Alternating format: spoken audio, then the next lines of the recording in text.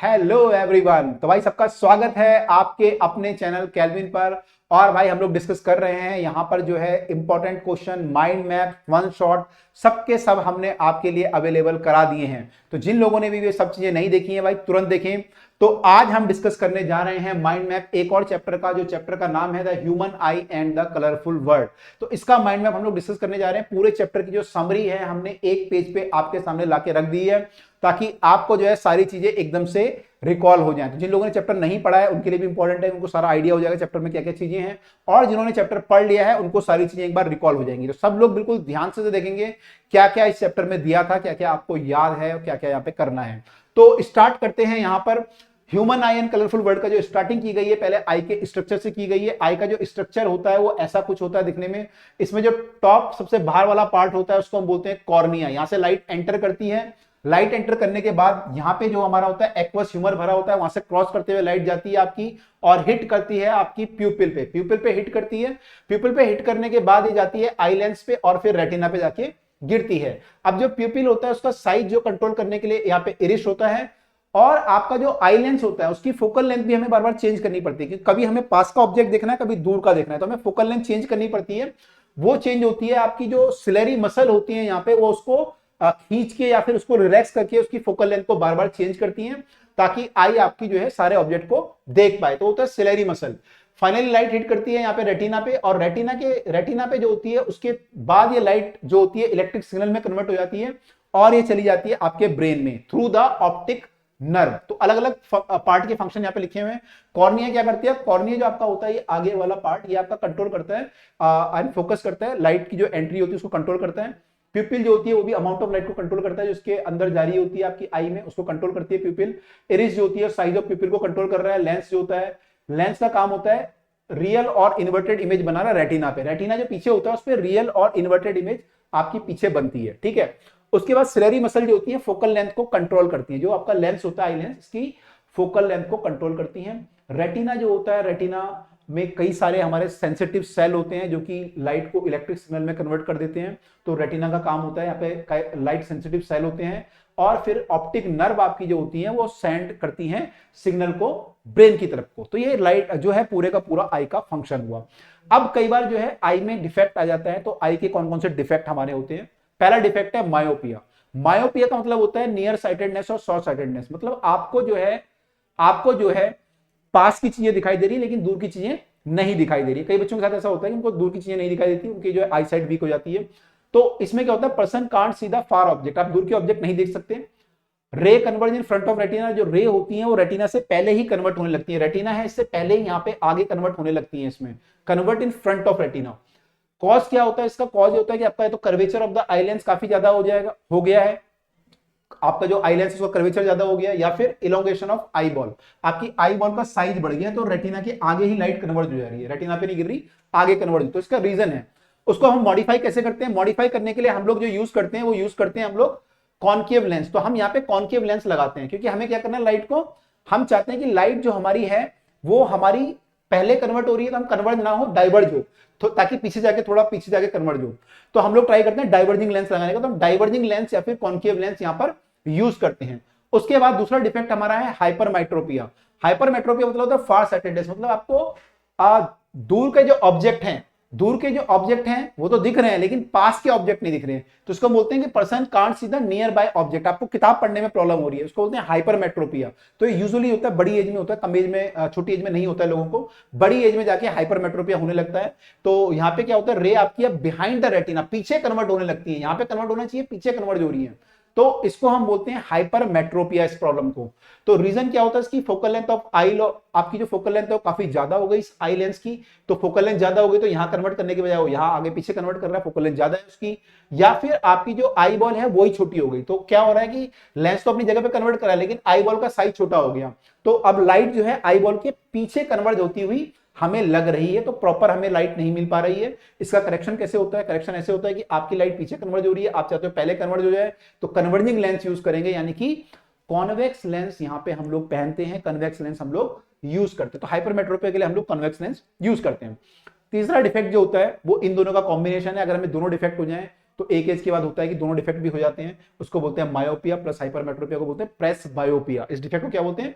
Press बायोपिया। Cause क्या होता है इसका? कॉज ये होता है कि हमारी जो सिलेरी मसल होती है जो हमारे फोकल लेंथ को चेंज कर रही थी बार बार, वो वीक हो जाती है, तो ना तो वो पास वाले ऑब्जेक्ट के लिए फोकल लेंथ एडजस्ट कर पाती है ना दूर वाले ऑब्जेक्ट के लिए, तो दोनों प्रॉब्लम हमें होने लगती हैं। उसके अलावा जो आपका आई लेंस होता है उसकी फ्लेक्सिबिलिटी भी डिस्टर्ब हो जाती है, तो वहां पे भी आपको प्रॉब्लम आने लगती है। इसका यूज क्या होता है? इसका रेमेडी कैसे करते हैं हम लोग, करेक्शन कैसे करते हैं? करेक्शन करने के लिए हम लोग बाइफोकल लेंथ यूज करते हैं, यानी कि हम दोनों लेंस, कॉन्वेक्स और कॉन्केव लेंस दोनों यूज करते हैं। चश्मे में और घर में आपके जो बड़े लोग होंगे उनके चश्मे में दोनों एक नीचे छोटा वाला लेंस भी लगा होता है, तो दोनों तरह के लेंस हम उसमें यूज करते हैं। बाइफोकल लेंस हम लोग यूज करते हैं, दो अलग अलग चश्मे हम लोग बना लेते हैं, एक पास के लिए एक दूर के लिए, तो इसको बोलते हैं प्रेस बायोपिया। तो यहाँ पे डिस्कस किया गया है।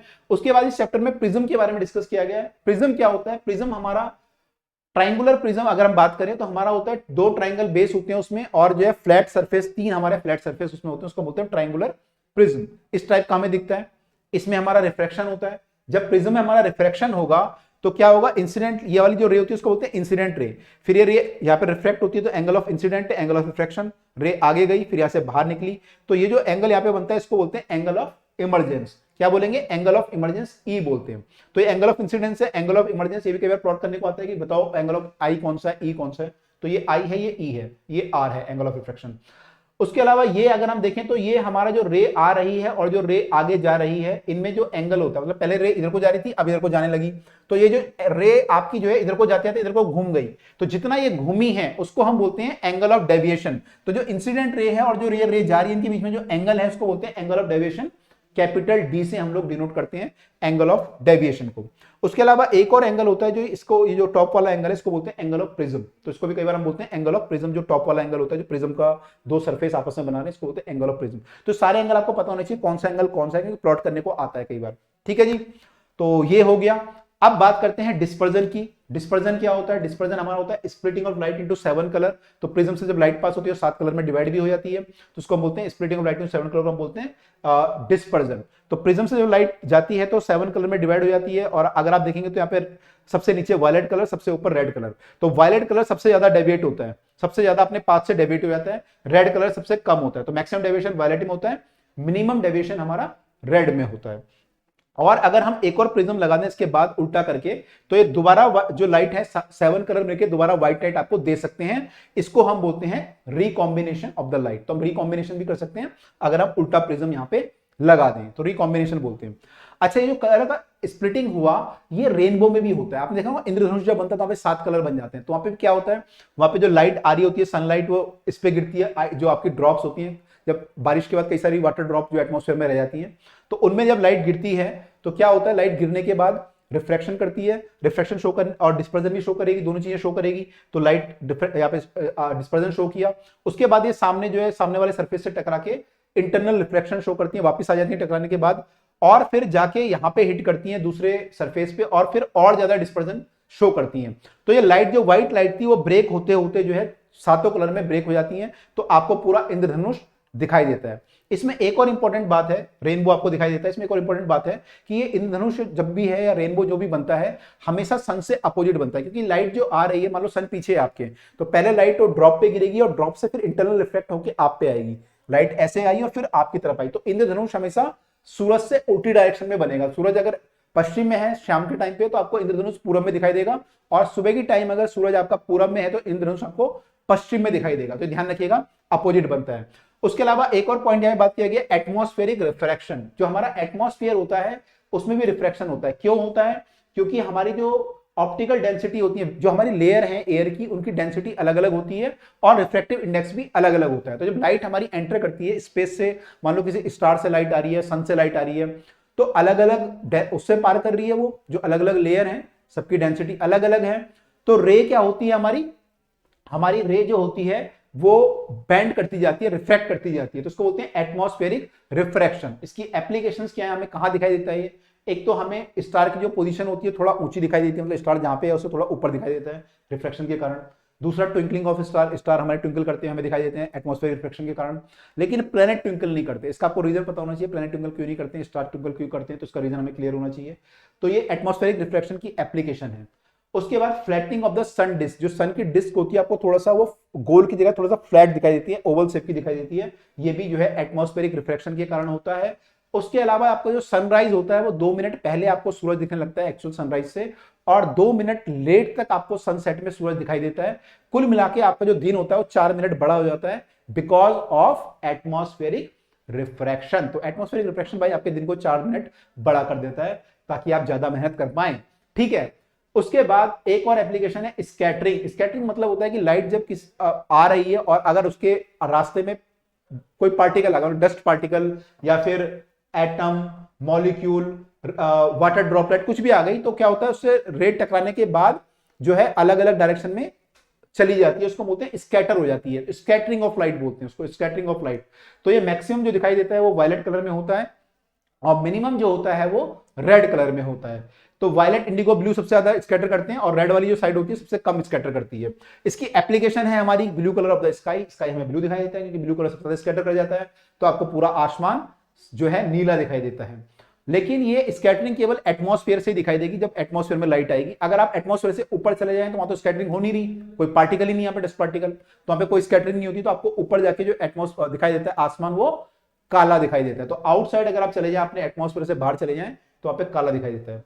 उसके बाद डेंजर सिग्नल हमें जो है रेड दिखाई देते हैं। जो हमारे डेंजर के सिग्नल होते हैं हम रेड बनाते हैं। क्यों बनाते हैं? क्योंकि रेड का स्कैटरिंग हमने देखा मिनिमम होता है, तो रेड का स्कैटरिंग मिनिमम है, तो रेड लाइट क्या होगी, स्कैटर नहीं होगी, दूर तक चली जाएगी। ब्लू लाइट क्या होगी, जब आ रही होगी तो स्कैटर होती जाएगी, तो दूर तक नहीं पहुंच पाएगी, पहले स्कैटर हो जाएगी। तो हम लोग इसलिए रेड सिग्नल यूज करते हैं। इसकी एक और एप्लीकेशन है टिंडल इफेक्ट। एक और एप्लीकेशन है कि लाइट का पाथ विजिबल हो जाता है जब वो कोलाइडल पार्टिकल से पार करती है, तो वो भी एक इसका जो है एप्लीकेशन है।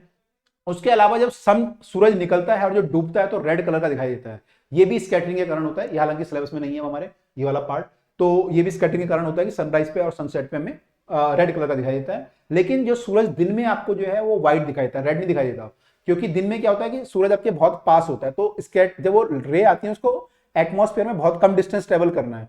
सुबह तो बहुत ज्यादा डिस्टेंस ट्रेवल करके आना पड़ता है, तो ज्यादा स्कैटर हो जाती है। दिन में डिस्टेंस कम ट्रेवल करना पड़ता है, स्कैटरिंग कम होती है। तो क्या होता है, स्कैटरिंग कम होती है, सारे कलर आप तक पहुंच जाते हैं, तो आपको सूरज जो है व्हाइट कलर का दिखाई देता है, ना कि रेड कलर का। लेकिन सुबह आपको रेड कलर का दिखाई देता है। तो भाई इस तरीके से हमने इस चैप्टर के सारे पॉइंट जो हैं डिस्कस कर लिए हैं।